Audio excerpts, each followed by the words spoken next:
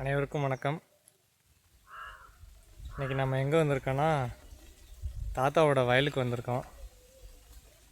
இன்றைக்கி தாத்தா கிட்ட வந்து நெல் விவசாயத்தை பற்றியும் அதோட டிஃப்ரெண்ட் ஸ்டேஜஸ் எல்லாத்த பற்றியும் தெரிஞ்சுக்க போகிறோம். வாங்க வீடியோக்குள்ளே போகலாம். இவர் தான் என்னோடய தாத்தா, எங்கள் அம்மாவோட அப்பா.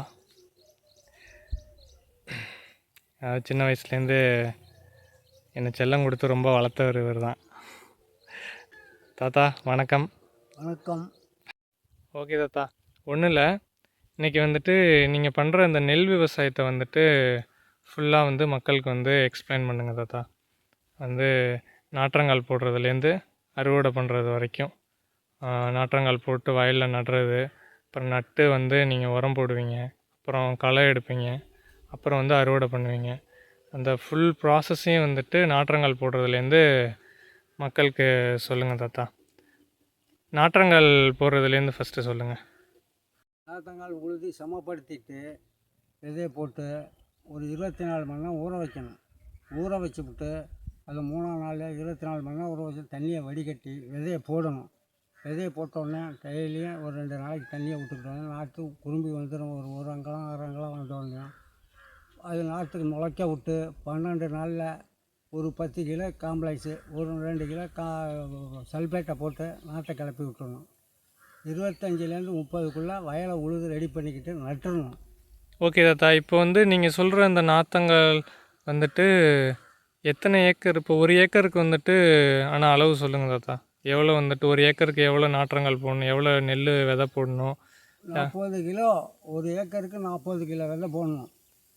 30 கிலோ போடலாம். விதை பழுதாக போச்சுன்னா முளைக்காது. இதான் 40 கிலோ போடணும். ஒரு 10-12 சென்ட் கம்மி இல்லாமல் விதை போடணும் நாற்றங்காய். ஒரு ஏக்கர்னா 12 சென்ட்டுக்கு நாற்றங்காய் விதையை போடணும். ஓகே.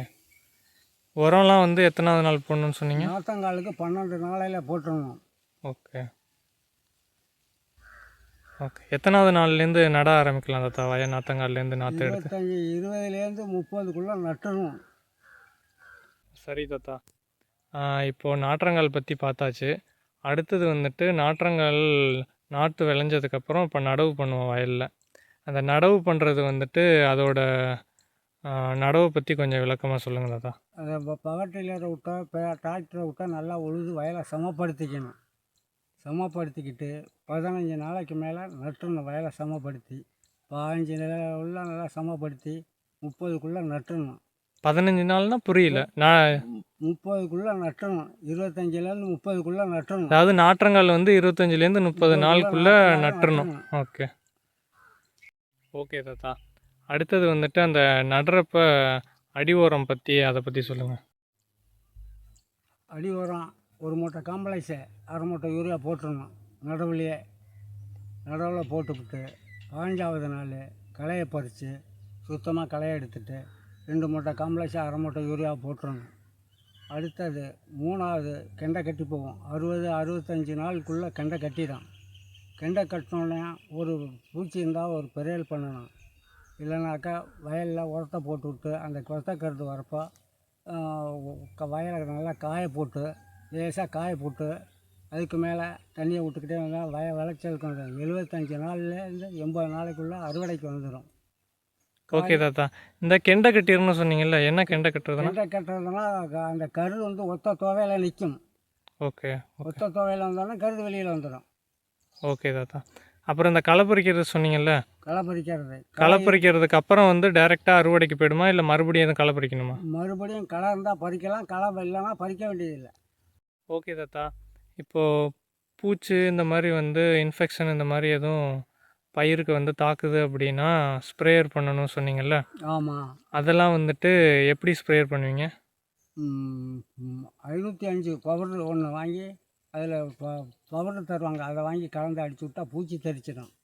பூச்சி தெளித்தோடனே பஞ்சக்காவியா ஒரு ஏக்கருக்கு 10 லிட்ரு பால், 10 லிட்ரு மாட்டினுடைய கோமியம், 10 லிட்ரு சாணி, ஒரு 5 கிலோ வெல்லம், ஒரு சீப்பு வாழைப்பழம் பூவம்பழம் போட்டு 1 மாதத்துக்கு ஊற வச்சு அடித்தா அந்த நெல் நல்லா ருசியாகவும் நல்ல இயற்கையாகவும் இருக்கும். சரி தாத்தா. இப்போ இந்த நெல் அறுவடைக்கு வரப்போ நம்ம எதுவும் மருந்து எதுவும் அடிக்கணுமா வயலுக்கு? அடிக்க வேண்டியதில்லை, பாய்சன் ஆகிடும் மருந்து அடித்தோம்னா. கருது வரங்கோலையும் அடிச்சிடணும், கருது வந்ததுக்கப்புறம் அடிக்கக்கூடாது. அடிக்கக்கூடாது. ஓகே தாத்தா, புரியுது. இந்த விவசாய முறையில் வந்துட்டு ஒரு ஏக்கருக்கு மகசூல் எவ்வளோ தாத்தா வரும்? 40லேருந்து 50 மூட்டை வரலாம், 60 கிலோ மூட்டை. ஓகே ஓகே தாத்தா. அப்புறம் தாத்தா, இந்த நடவு முறையிலே இப்போ பார்த்தீங்க அப்படின்னா இயந்திர நடவு முறை இருக்குது, மெஷின் நடவு இருக்குது, அப்புறம் வந்து மேனுவலாக மனுஷங்க வந்து நம்ம கையில் நடவு முறை இருக்குது. இப்போ 2 நடவு முறையில் வந்து எது தாத்தா சிறந்தது? எதில் தாத்தா மகசூல் வந்து அதிகமாக வரும்? மிஷின் நடவு நல்லா ராசி மகசூல் வரும், நல்லாவும் இருக்கும். கை நடவோட மிஷின் நடவு ஏக்கரே நல்லாயிருக்கும். காணி 60 மூட்டை 50 மூட்டை வரும் மிஷின் நடவில். மிஷின் நடவில் இப்போ 20லேருந்து நட்டுறணும், 20ல் மிஷின் நடவு நட்டுறணும். அதாவது நாற்றங்கால் வந்து 20 நாள்லேயே நட்டுறணும். நட்டுறணும் மிஷின் நட்டோம். ஓகே.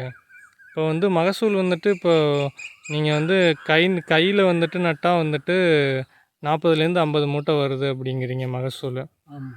இது இயந்திரத்தில் நட்டால் இயந்திரம் நட்டால் 60 மூட்டை கம்மி இல்லாமல் வரும், 60 கிலோ மூட்டையே. 60 கிலோ மூட்டை அவ்வளோ வருமா தாத்தா வந்துட்டு? வரும். ஓகே. களை பறிக்கிறது அந்த முறைகள் எல்லாம் வந்துட்டு கோணாமீட்டரை வச்சு தள்ளிக்கிட்டு இருக்கிற களையை பிச்சு விட்டுக்கலாம். இந்த இயந்திர நடவில் வந்து களை பறிக்கிறது எப்படி தாத்தா வந்துட்டு? நம்ம நார்மலாக வந்துட்டு இந்த கை நடவு பண்ணுறவங்க ஆளுங்களை விட்டு நம்ம கையாலே களை பறிச்சிருவோம். அந்த இயந்திர நடவு பண்ணுறது வந்து களை பறிக்கிறது எப்படி பறிப்பீங்க?